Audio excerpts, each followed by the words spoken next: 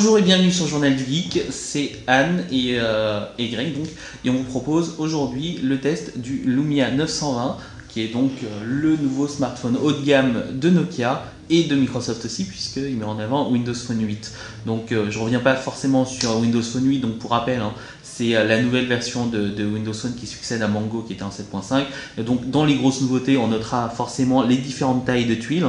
Donc on peut avoir maintenant jusqu'à 3 tailles de tuiles, donc contrairement à ce qu'on pourrait penser, c'est-à-dire que c'est vraiment 3 tailles prédéfinies. Donc vous avez la petite ici, la moyenne et la grande, donc qui fait du 4 par 2, 1 par 1 et 2 par 2.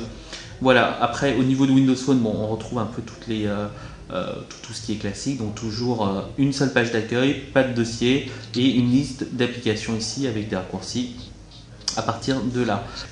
La grosse nouveauté pour ce Nokia, c'est forcément son capteur, son APN, puisqu'il est référencé comme étant un smartphone PureView. Donc le premier PureView proposait un capteur de 41 mégapixels, le fameux 808, donc qui était vraiment assez impressionnant, mais il demandait quand même une certaine maîtrise de la photo puisqu'il demandait à être assez stable. Ici, c'est pas le même capteur puisque c'est un capteur de 8 mégapixels seulement. Il est quand même estampillé PureView et en fait là où on va voir la différence, c'est surtout au niveau de la stabilisation puisque la stabilisation est assez impressionnante. Du coup, ça permet de faire des photos en basse luminosité assez impressionnante aussi puisque le Nokia s'en sort très bien. Par contre, là il y a un gros problème avec ce modèle et en plus nous c'est un modèle retail, donc c'est vraiment la boîte qu'on a eu. C'est au niveau des photos prises de jour, donc ça passe très bien sur des gros plans. Par contre, dès qu'on passe en mode plan large, on se retrouve avec des photos assez floues, pas flou mais très lissé, donc du coup c'est de la post-prod. Donc c'est un peu dommage et l'avantage c'est que c'est logiciel, donc Nokia a promis normalement une mise à jour du firmware qui devrait résoudre ce problème. Donc à titre d'exemple, je vais juste vous montrer certaines vidéos que j'ai faites avec le Nokia et c'est assez impressionnant puisque là c'est une vidéo prise dans le RER et la stabilité est impressionnante. C'est-à-dire que si vous êtes calé dans votre siège avec votre smartphone, il est impossible d'avoir ce genre de ce genre de stabilisation et là on voit quand même tout ce que peut faire le Nokia le 920 par rapport au reste. Une autre vidéo type que j'avais fait, donc j'avais la chance d'être allé au parc voir la défaite du PSG contre Saint-Etienne, et bien même chose.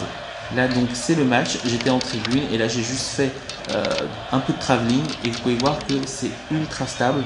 Quand j'ai montré à des amis, on a eu l'impression que j'étais sur un trépied. Or c'était juste à main levée, donc c'est vraiment assez impressionnant. Voilà, donc là le petit travelling qui marche très bien. Au niveau du son des vidéos, le Nokia s'en sort pas mal. Donc la référence jusqu'à maintenant c'était quand même l'iPhone 4, 4S, 5 parce qu'il arrivait en fait à faire en sorte de ne pas avoir un son saturé. Là on en récupère ce fameux, je crois qu'il y a 2 ou 3 micros qui permettent justement de ne pas saturer le son et ça c'est appréciable. Idem pour d'autres photos, quand je vous parlais de photos en basse luminosité, typiquement voilà, à main levée, donc voilà. Donc c'était un gâteau d'anniversaire comme vous pouvez le voir, à main levée c'est ultra stable et la prise de photo en faible luminosité est assez impressionnante. Alors là-dessus j'ai pas grand chose à dire. Par contre je reproche peut-être une balance des blancs un peu hasardeuse sur le Lumia puisqu'il a tendance à blanchir beaucoup les photos alors que sur ce genre de photos j'aurais préféré justement qu'il garde cette température un peu plus chaude, un peu plus jaune qui correspond plus à la réalité. Un autre type d'exemple de photo de nuit, hop, voilà. Là vous voyez donc une rue à 23 h, et bien ça donne quelque chose d'assez bluffant en termes de capture de lumière, c'est pas mal. Maintenant on va passer aux choses qui fâchent. Donc comme je vous disais, en pleine lumière, autant sur des gros plans ça pose pas de soucis, il s'en sort plutôt pas mal. Autant dès qu'on va passer sur, voilà, là c'était, non. Ouais, c'est celle d'après.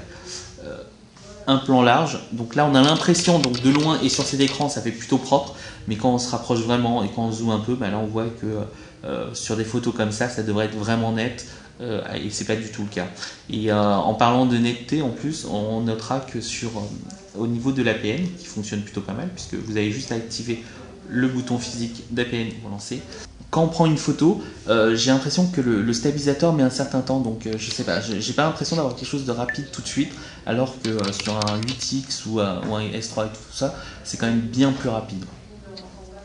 Voilà. Maintenant, un petit tour du propriétaire, parce que normalement je commençais par là, mais là je l'ai pas fait. Donc, comme vous pouvez voir, hein, donc un boîtier en polycarbonate qui est quand même qui suit un peu ce que proposait le Nokia Lumia 800 et le 900. Donc là-dessus, rien à dire. L'écran est magnifique. En parlant de l'écran, il est donc c'est pas un écran AMOLED comme sur le 800 et 900. Donc on est revenu à la technologie IPS. Par contre, Nokia a travaillé dessus, ce qui vous permet d'avoir non seulement un écran qui est ultra lisible en plein soleil, donc il reproduit vraiment des couleurs assez fidèles, même en pleine luminosité. Et l'avantage, comme vous pouvez le voir, c'est que là vous avez votre doigt, et là, avec mon gilet qui n'est pas tactile, je peux continuer à utiliser. Donc si vous avez des gants et tout ça, bah, ça passe très très bien, tellement c'est sensible. À côté de ça, on retrouve les trucs classiques hein, de Windows Phone, donc les 3 boutons sensitifs, donc qui sont obligatoires et imposés par Microsoft, tout comme le bouton de verrouillage, les boutons de volume et le déclencheur pour l'appareil photo. On notera que sur les smartphones en général de 4 pouces ou plus, les constructeurs ont choisi de mettre le bouton de verrouillage sur le côté. Donc c'est quand même beaucoup plus pratique parce que c'est vrai que là 4 pouces c'est un peu grand, ça, pour moi parce que j'ai les petites mains, mais je pense que pour la majorité c'est pas évident non plus. Point faible du coup sur le design, c'est son poids, 185 grammes, c'est plus lourd qu'un Galaxy Note 2, donc c'est vous dire, c'est assez impressionnant. On a l'impression quand même quand on le prend en main qu'il est bien équilibré, qu'on le tient bien en main, etc. Et ça, il n'y a aucun souci. Par contre, dès que vous allez le mettre dans la poche, très honnêtement, 185 grammes dans votre poche, ça change du tout au tout. Voilà. À titre de comparaison, au niveau de la taille, pour que vous puissiez voir, là, je vous ai mis le Nokia, le Galaxy, le Nexus 4, pardon, et pas le Galaxy. Ici, le 8X, que vous retrouvez dans un test. Hop, le S3. Et puis voilà, donc ce sont tous des écrans de 4 pouces plus. Donc c'est celui qui propose le HTC, c'est celui qui propose l'écran le plus petit.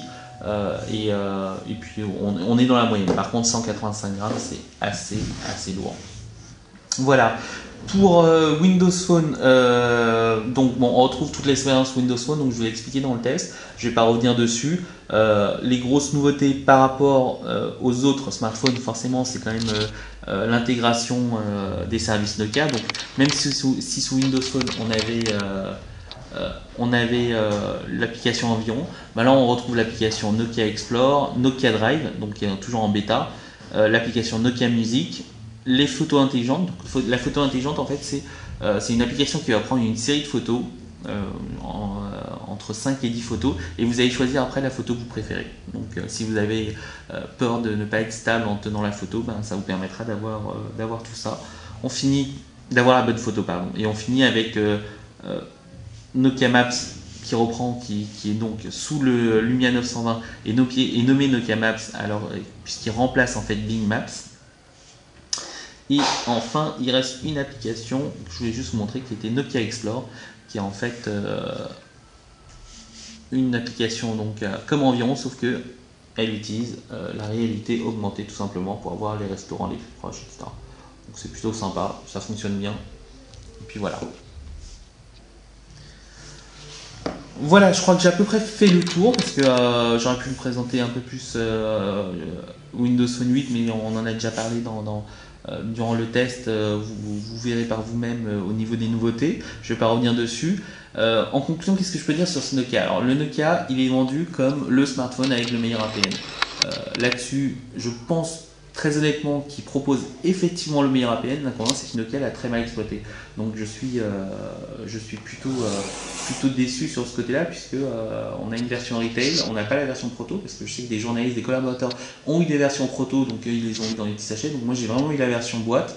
Je trouve dommage que Nokia nous ait sorti quand même un firmware avec ce problème de photo, alors qu'on les attendait au tournant pour ça. Par contre, en faible luminosité et en stabilisation pour les vidéos, c'est ce qu'il y a de mieux actuellement. Maintenant, c'est à vous de voir si vous voulez faire un choix entre qualité photo et poids, parce que 185 grammes, ça reste quand même assez lourd pour moi. Sinon, au niveau du prix, il est quand même positionné à 650 €, donc c'est quand même un choix à faire. Maintenant, si je devais le comparer au 8X qui est le haut de gamme, j'ai pas encore le Active de Samsung. Par contre, j'ai le 8X. Et voilà, l'avantage du 8X par rapport au Nokia, tout simplement, c'est qu'il vous propose quand même un compromis qui est bien plus sympa. C'est-à-dire que il fait 130 grammes, un peu plus de 130 grammes. Il est plutôt petit et l'expérience Windows est exactement la même. Donc à peu de choses près, je dirais que si je devais choisir aujourd'hui un smartphone sous Windows Phone 8, ce serait sans doute le HTC parce que alors oui, j'ai une meilleure stabilisation vidéo, oui, j'ai de meilleures capacités, mais dans mon usage à moi, j'ai pas forcément besoin de ces choses-là, et jusqu'à maintenant j'ai pu m'en passer, et l'APN du HTC 8X s'en sort beaucoup. Ça s'en sort pas beaucoup mieux, mais s'en sort est une bonne moyenne puisqu'il fait partie des meilleurs des photophones actuellement. Donc voilà pour ça. Et en plus, il y a une différence, il me semble, de 150 € entre les deux, ce qui n'est pas négligeable du tout. Et dans votre poche aussi, le poids, il y a plein de choses qui rentrent en compte, donc ça dépend vraiment de vos usages.